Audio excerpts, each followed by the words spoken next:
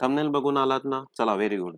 म्हणजे तुम्हाला पण शेअर मार्केट शिकायला इंटरेस्ट आहे. हो, अगदी बरोबर वाचलं तुम्ही, की आपण पडत्या शेअर मार्केटमधून पण प्रॉफिट कमवू शकतो. पण ते कसे कमवू शकतो? तेच मी तुम्हाला या व्हिडिओमध्ये सांगणार आहे. तर तुम्ही व्हिडिओ शेवटपर्यंत बघा आणि जर तुम्ही नवीन असाल तर आपलं YouTube चॅनल नक्की सबस्क्राईब करून व्हिडिओला लाईक करा. वेलकम आहे तुमचं आपल्या या एक नवीन व्हिडिओमध्ये. चला तर आता टॉपिकला सुरुवात करूया. शॉर्ट सेलिंग म्हणजे काय? शॉर्ट सेलिंग म्हणजे काय? आणि यातून आपण प्रॉफिट कसं कमवू शकतो? सर्वात आधी आपण समजून घेऊया, की आपण मार्केट्समध्ये काय करतो? ठीक आहे. जेव्हा स्टॉक प्राइस वाढणार असते, ठीक आहे. जेव्हा स्टॉक प्राइस वाढणार असते, म्हणजेच काय की स्टॉकची प्राइस वर जाणार असते, ठीक आहे. तेव्हा आपण शेअरला काय करतो?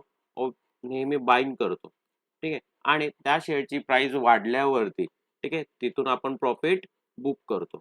बरोबर? म्हणजेच फॉर एक्झाम्पल जर कोणता शेअर जर ₹500 जर असला, तर त्या 500 ची किंमत वाढल्यावरती, ठीक आहे, म्हणजे त्या शेअरची प्राइस वाढल्यावरती, ठीक आहे, आपण काय करतो? सपोज त्या शेअरची प्राइस 600 झाली, तर आपण काय करतो, की इथे ते शेअर विकून प्रॉफिट बुक करून घेतो. बरोबर? पण हे झालं मार्केट वरती जातानाची प्रोसेस, ठीक आहे. पण जेव्हा मार्केट फॉल करतं तेव्हा काय करणार आहात? ठीक आहे. जेव्हा मार्केट खाली फॉल करतं तेव्हा केलं जातं शॉर्ट सेलिंग. ठीक आहे. पण आपण शॉर्ट सेलिंगमध्ये शेअरला आधी सेल करतो आणि त्याची प्राइस कमी झाल्यावरती त्या शेअरला परत बाय करून प्रॉफिट बुक करतो.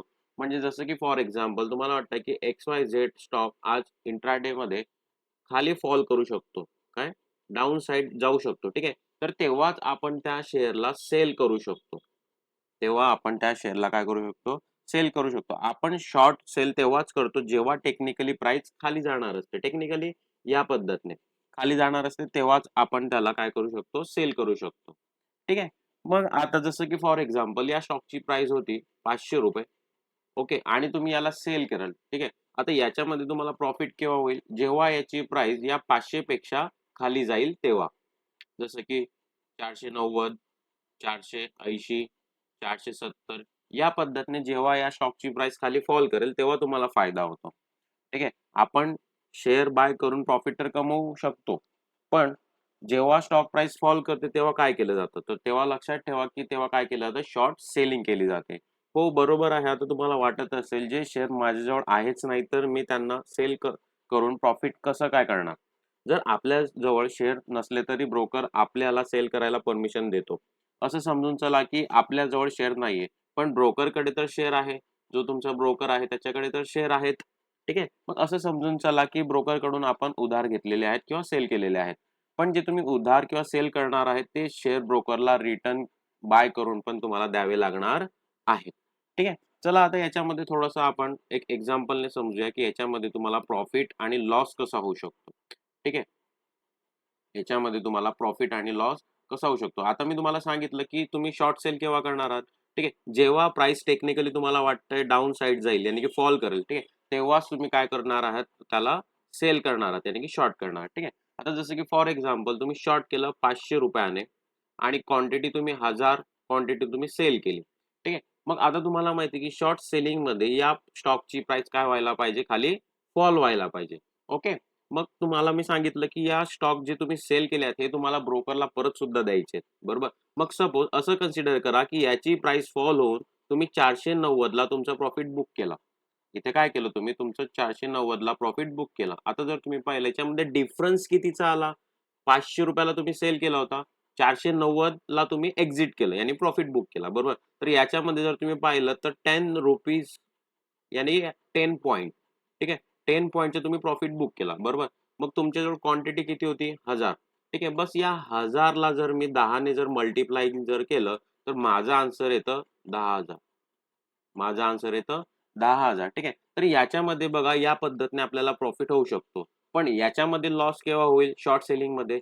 जेव्हा तुम्ही सेल केलेल्या प्राइसच्या वरती जर स्टॉक प्राइस जर जायला लागली, म्हणजे जर वाढायला जर लागली, जसे की 510, 520, 520, ठीक आहे, 530 या पद्धतीने जर स्टॉकची प्राइस जर वाढायला लागली, तर इथे तुम्हाला काय होईल? लॉस होणार आहे. ठीक आहे. तर लक्षात ठेवा, की शॉर्ट सेलिंग म्हणजे एक निगेटिव्ह पोझिशन असते. ठीक आहे. आणि निगेटिव्हमध्ये स्टॉक प्राइस कधी पण काय व्हायला पाहिजे? खाली फॉल व्हायला पाहिजे. ठीक आहे. शॉर्ट सेलिंग ही फक्त इंट्राडे ट्रेडिंग मध्ये केली जाते.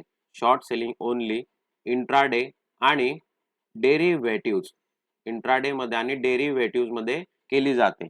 ठीक आहे. दुसरी गोष्ट, शॉर्ट सेलिंग मध्ये प्रॉफिटच होईल का? तर आन्सर तर नाही आहे. मी सांगितलं तुम्हाला की जर स्टॉक प्राइस जर वाढायला जर लागली तर तुम्हाला इथे लॉस सुद्धा होऊ शकतो. यामध्ये शॉर्ट सेल केल्यानंतर जर शेअरची प्राइस वाढायला जर लागली तर तुम्हाला लॉस होणार आहे. ठीक आहे. म्हणून शॉर्ट सेलिंग केल्यानंतर कधी पण स्टॉकची प्राइस काय व्हायला पाहिजे? फॉल व्हायला पाहिजे. ठीक आहे. आता जर तुम्हाला थोडंसं समजलं नसेल तर तुम्ही व्हिडिओ परत पुन्हा बघा.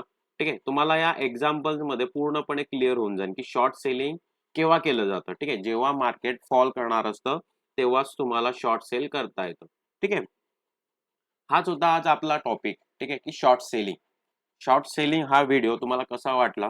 ठीक आहे. नक्कीच लाईक करा आणि सबस्क्राईब सुद्धा करा.